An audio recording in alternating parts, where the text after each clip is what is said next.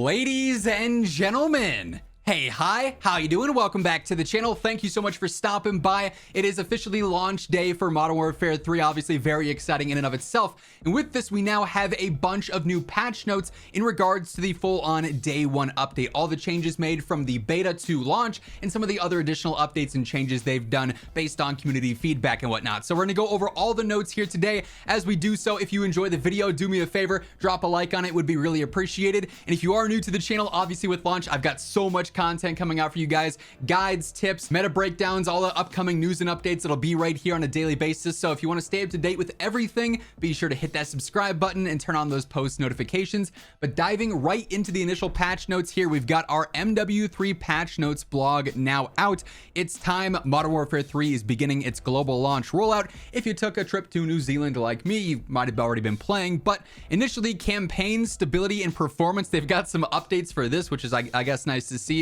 Offline play will no longer be prevented after setting up an Activision account. Save data integrity has been reviewed and checkpoint loading errors have been solved. That's nice to see. Fix some UI related crashes, resolve several crash bugs when loading into missions, fix an issue in which some players experience an excessive load time after the title splash, an issue with some graphic bugs, and fixed a graphical bug that resulted in assets loading in low quality. We also have several gameplay updates here as well. Resolved a bug that resulted in low audio skipping, and missing dialogue in some cutscenes. Addressed areas in multiple maps in which players could use vehicles and helicopters to access out-of-map locations. Enemies should no longer stay in cover more often or longer than intended. Fixed a bug in which certain command inputs unintentionally reset loadout selection. Players can now toggle the optic for the silenced M4 and Cronin Squall. And then several other smaller bug fixes here based around campaign-oriented gameplay. Getting into some of the multiplayer stuff here, visual changes. They added a stroke to player nameplates to improve visibility. So now in new ADS, it'll be more clear that it's an enemy name tag or a friendly name tag. Just based on my gameplay alone, the visibility absolutely seems better than it was back during the beta.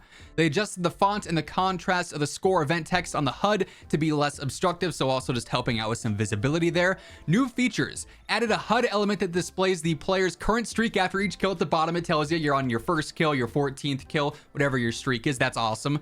Match event pop-ups now feature the player's respective equipped calling cards. So in the top right, we talked about this yesterday. Your calling card does appear when your name shows up there. Skillful player achievements such as Kingslayer, Collateral, etc. will now display a metal splash on your screen. Nice little fact to have there. Shows you that you're doing certain things in game. Tac stance toggle state is now indicated by a widget in the lower right area of the HUD rather than right in the middle of your screen, so it's less obnoxious there. Match stats are now available during gameplay, and it's really cool. It shows you your advanced stats right away. Your accuracy, your headshot percentage, your KD, everything like that's available in the in-match stats. Really cool updates there. Detailed statistics are now viewable in the Gunsmith. We'll be talking about this here soon, so definitely stay tuned for that. We've got some fun stuff going on with that. For bug fixes, players will no longer be unexpectedly prompted to choose a loadout after earning multiple rewards. So small bug fix there, but definitely was tedious and obnoxious. Nice to see that fixed. For the maps here, they added spawn anchors to many maps in order to influence the flow of combat, so they just updated the spawns. I will say, based on my gameplay so far, hardpoint spawns still are very bad, especially on Quarry. If you know, you know. But yeah, they still need work, but they're better than they were during the beta. In TDM, T-mode areas are now more favored by spawn selection rather than flip-flopping so much. They're going to be stickier. In Domination, spawn selection is now more resistant to enemy pressure on flags. Nice to see as well. On Estate, they added frontline logic to prevent unintentionally frequent spawn flips. On Favela, they updated some spawn stuff, and same deal on High Rise. For gameplay here, adjusted footstep volume to further distinguish enemy and friendly players. You love to see that. Added an option to double tap the aim down sights button to activate tac stance. Refreshed default loadout options with a widened range of content, so it's just more diverse. You have a little bit more to experience there. For movement, sprint input while sliding will now cancel the slide animation. Decreased aim down sight time penalty by jumping, while jumping rather, by 20%. So jump shotting now is going to be a little bit more aggressive. I like that for sure. For settings, they added an option to double tap the aim down sight button to activate tac stance. Added new options in the slide and dive behavior in the upcoming best settings video for later today. Definitely don't want to miss that one if you're looking to jump in with the best settings right away. They do have some new options for sliding, which are super clutch for optimizing your slide cancel, and I'll elaborate more on that in that settings video, so stay tuned for that. Now, weapons and attachments. We got a bunch of different weapon updates here, and because a lot of this is just based out of the beta gameplay, we're not going to look at the exact, minute details, rather than just the general general overview here. So the SVA 545 got some slight adjustments here. They increased the velocity, the rate of fire, the lower torso damage multiplier, and they decreased the recoil to veer less to the right, so it's not going to have as harsh of a, stray, I guess, in the pattern, basically. The MTZ 556, they increased the velocity and the maximum damage range, and we get detailed stats in our patch notes, which is fantastic. We hopefully are going to have this in Warzone as well moving forward. The MCW, they increased the velocity and they increased the recoil during sustained fire, so that is a nerf there. They decreased the minimum damage. That's its furthest damage range, basically. The Striker, the SMG, the UMP, basically, they decreased the maximum damage, the near medium damage, the fear medium damage, I think that's supposed to say far medium damage, decrease the standard minimum damage, and decrease the aim down sight time. So lots of nerfs there for the Striker. It's not going to be as good as it was during the beta.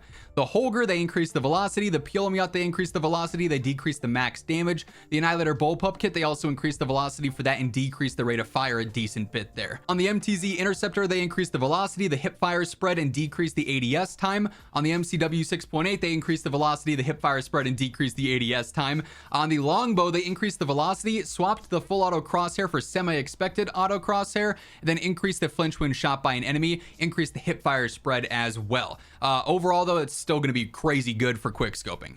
On the Inhibitor, they increased the velocity, the hip fire spread, and the flinch when shot. On the Wasp Stinger, the swapped semi-auto crosshair for the expected full auto crosshair. They decreased the maximum damage, decreased the maximum damage again, maybe another typo there potentially, decrease the maximum damage range, the upper torso multiplier, and the hip fire spread. On the Renetti here, they swapped the semi-auto crosshair again for full auto, slightly increased the recoil during sustained fire, so another nerf there, decreased the minimum damage. And on the Carbine Kit, Conversion Kit, they increased the ADS time, they increased the sprint to fire time, and they swapped the crosshair. On the Core 45, they decreased the maximum damage range in the near medium damage range. On high velocity, if you attach that, the velocity is also worse now. On the low grain rounds, they ended up decreasing the damage range penalty, the velocity penalty, and the recoil advantage. On the high grain rounds, they decreased basically the same stuff, the recoil control penalty, velocity, and the damage range as well. For optics here, decreased the aim down sight time penalty across multiple optic types. Dots and holographics was changed 2.5 times, 4 times, and hybrids, and then also base scopes. Then for muzzles, slightly increased the aim down sight penalties for flash hiders, compensators, and muzzle brakes. So some slight changes there to how you're going to be building your loadouts, but obviously it's all largely different from the beta because we have access to more now. So while these changes are cool and these weapons will feel different from the beta, for the most part, it's just starting fresh in general. For perks on the Demolition Vest, Battle Rage will only restock up to 1 use. Tac pads increase slide velocity, replacing the slide distance advantage, so that's important to note there. The Tac Mask added immunity to flash grenades thrown by the player itself. That's kind of interesting. For field upgrades, the trophy system Mosquito drone will no longer be targeted and destroyed. The med box updated the description for that. Kill streaks, enemy kill streak activations will now invoke announcer voice lines as expected. They ended up adjusting the Guardian a little bit here. The counter UAV and the Juggernaut Recon decreased the magazine size capacity from 20 to 8, so that's a significant nerf there. And then for vehicles, they increased the traction on the NSTV. We also have the updated Trello board as well for MW3 now. So this is what the Trello board looks like now. We have various different updated and fixed released notes for beta issues. They've also already added in some new issues that have been discovered in the past few hours or so. Free for all allows parties of multiple players, obviously a big problem there. The multiplayer beta rewards have not been granted to some players. You're missing some of those. Bomb site A can be planted from an unintended location on terminal search. Then after infill, field of view can be set. There's like a glitch. I tweeted about this if you follow me over there. There's like a 200 FOV glitch, and it honestly is pretty funny. A little bit weird to play with. It doesn't happen every game, but it is funny when it shows up. There are a few other pretty obvious bugs here and there. The elevation arrows on the red dots on the minimap, those are currently missing. There's some other problems, but as to be expected, every launch is not flawless by any means, but they are already actively working on some stuff. So as we start to see more updates go out, there's going to be a lot of patch notes and a lot of changes dropping in the coming days, I would imagine. Have no fear, I'm gonna have you guys covered with all the new changes. Once there is a significant amount of them in game, I'll be posting the new patch notes, all the new updates and everything like that. You guys know the drill by now. If anything's going on in COD, this is the place to find out about it. So feel free to hit that subscribe button to stay up to date. And if you enjoyed this video, do me a favor and drop a like on it as well. But once again, thank you so much for tuning in. And until next time, take it easy, have an awesome rest of your day, and I'll catch you later. Peace out.